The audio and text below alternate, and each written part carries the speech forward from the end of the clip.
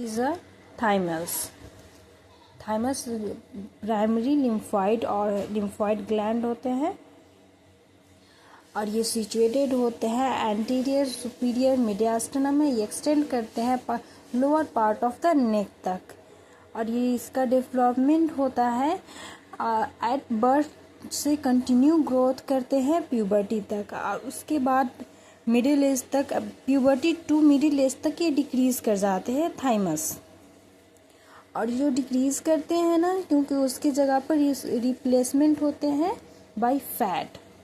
और ये थाइमस क्या है? थाइमस अब बाइलोब्ड स्ट्रक्चर होते हैं। इसके दो पैरामेडिकल लोब्स होते हैं, अनइक्वल होते हैं और ये कांटेक्ट कर दोनों को टुगेदर करते हैं, दोनों को जोड़ते हैं, दोनों लोब्स को अटैच करते हैं एल्यूरर टिश्यू। थाइमस का वेट कितना होता है?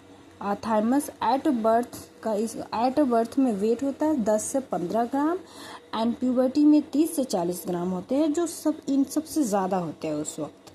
एंड मिडिल एज तक, मतलब एडल्ट एज तक, ये डिक्रीज होकर के 10 ग्राम होते हैं। जैसे कि आपको बताए हम कि डिक्रीज क्यों होते हैं, इसके जगह पर रिप्लेसमेंट होते हैं फैट का, इसलिए ये डिक्रीज होते हैं। थाइमस का ब्लड सप्लाई होते हैं इंटरनल थोरैसिक आर्टरी और inferior thyroid artery.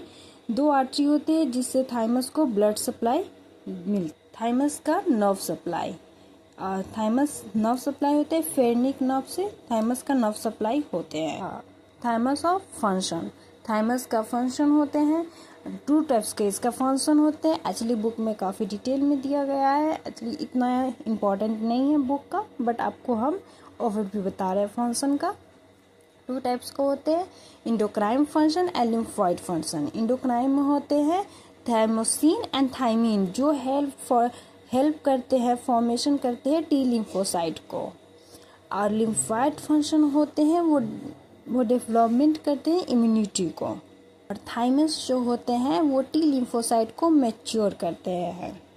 Histology of thymus, इसका हिस्टोलॉजी ये है कि जो थाइमस के 2 लोब्स होते हैं, 2 लोब्स को कवर्ड करते हैं, थिन कनेक्टिव टिश्यू कवर्ड करते हैं, जिसको कैप्सूल कहते हैं।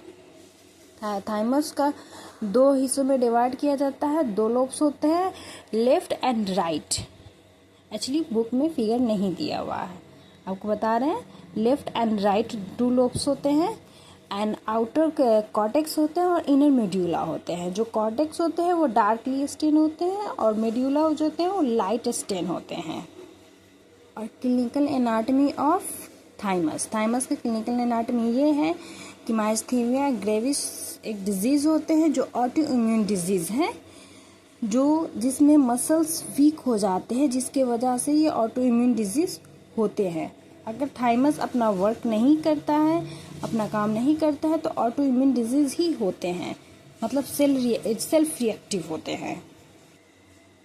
ये आप देख सकते हैं माइस्थीनिया ग्रेविस जो आपको डिजीज़ बताए हैं उसकी ये पिक्चर है। लूज़ हो गया है इसके टिश्यूज, मसल्स लूज़ हो गए हैं। आपको बता दें थाइमस ग्रो करता है, मतलब उसका जो डेवलपमेंट होता है वो 3rd फ्रिंजियल पाउच से डेवलप्ड होता है। थाइमस एक्चुअली पैरामेडिकल शेप होते हैं और ये बाइलोब्ड होते हैं और अनइक्वल साइज होते हैं। दोनों लोब्स का अनइक्वल साइज होते हैं। ये इसका कलर हल्का लाइट पिंक कलर होते हैं। और थाइमस लाइज करते हैं, आपको बता रहे हैं हम, पेरिकार्डियम पे लाइज करते हैं। थाइमस ग्लैंड फिक्स वेट नहीं होते हैं। ये सबसे इम्पोर्टेंट 2 बातें हैं जो बुक में नहीं दिए हुए हैं।